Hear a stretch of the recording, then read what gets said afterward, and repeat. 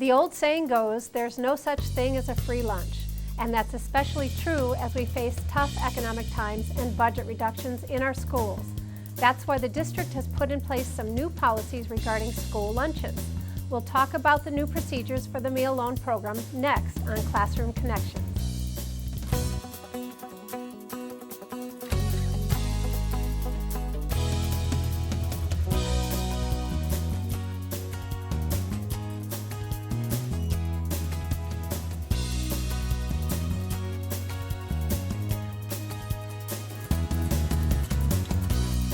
Hi, and welcome to Classroom Connections, a public affairs discussion on issues important to students, teachers, and parents in the Des Moines Public Schools.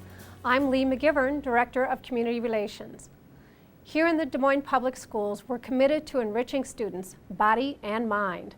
The resources needed to fulfill that task range from great teachers all the way to something most people take for granted, school lunch. Recently, Des Moines Public Schools found itself facing a supersized problem, unpaid lunch fees totaling more than $130,000. To tell us how the district is planning on recovering some of that money and keeping such a deficit from happening again is Sandy Huisman, Director of Food and Nutrition Management for Des Moines Public Schools. Thanks for being with us, Sandy. It's good to be here, Leigh. Well, I wanted to have you let the viewers know a little bit about how the food and school lunch program is funded. The school lunch program operates totally independently of the school district budget. We're expected to support ourselves independently financially. So we have to cover our costs, which include food, labor, supplies, equipment, repairs, etc., with the revenue that we receive. Most of our revenue comes from federal reimbursement through the National School Lunch Program, as well as the fees that students pay for their meals.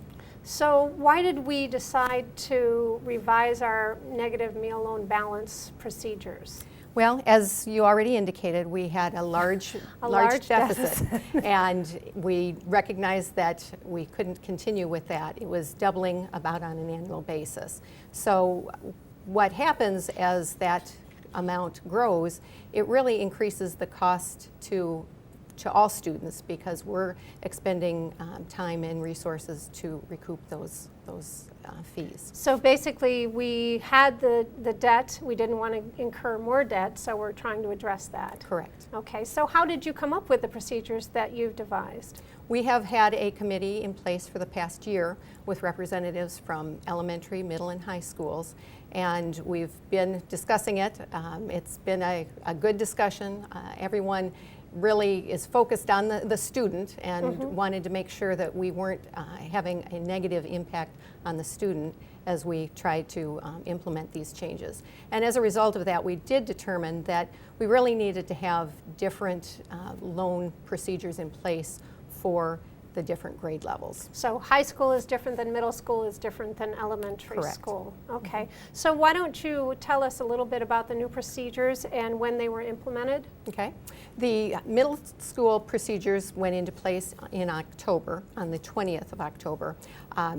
However, the high school procedures were in place as of the beginning of the school year. Beginning of the school year, okay. At that time, we had communicated at registration that there would not be any loans allowed to high school students. Okay. So they must have money in their account in order to purchase a meal. Okay. Or a la carte Okay, items. so they weren't carrying any loan balances whatsoever, no charges? Correct. Now, we did have some students that did have negative balances that were in excess. When they began the school year? When they began the school year. So we have been working with families to set up a payment fee on those accounts.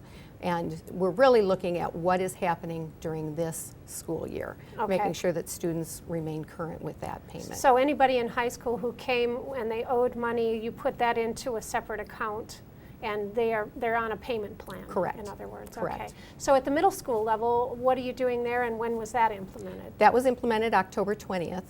And at the middle schools, we do allow a little bit more leeway.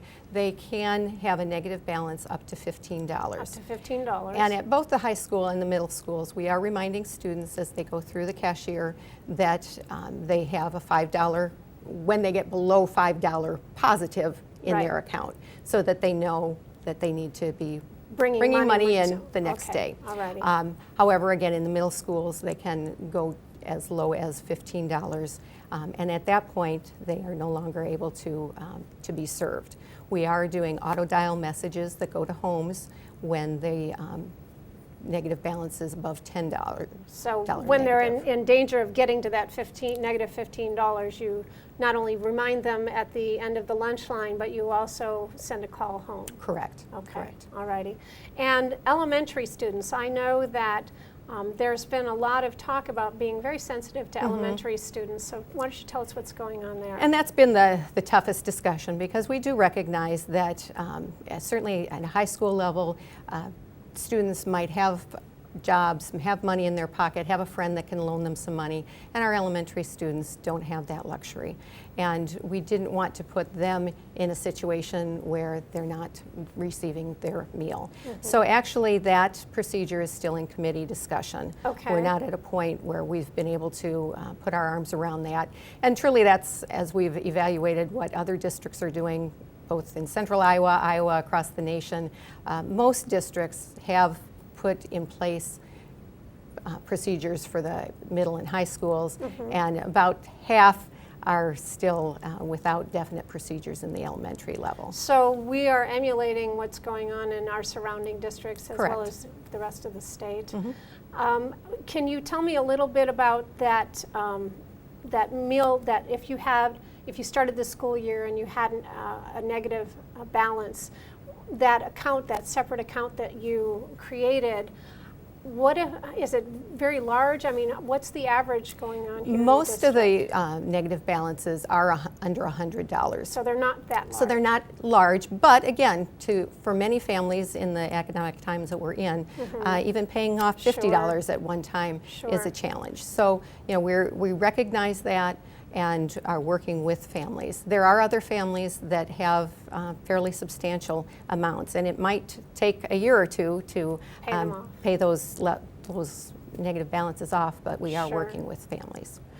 Let's talk a little bit about eligibility guidelines for free and reduced price lunches and meals, because in these economic times, a lot of folks who may not have been eligible previously might actually qualify. Let's talk about those guidelines. Yeah, that's very important that all families are aware of those guidelines and the availability of free or reduced meals. Annually, the federal government issues guidelines that indicate what income level qualifies for free, and a slightly higher income level that will qualify for reduced meals. And if families fall into that level, we want to make sure that they're filling out applications. Now, families that are already qualified for any food assistance programs will automatically qualify for free lunch. And we do get... But they still have to fill out the application? We always encourage them to do that. The challenge we have, we get a list from the state of those students that do qualify.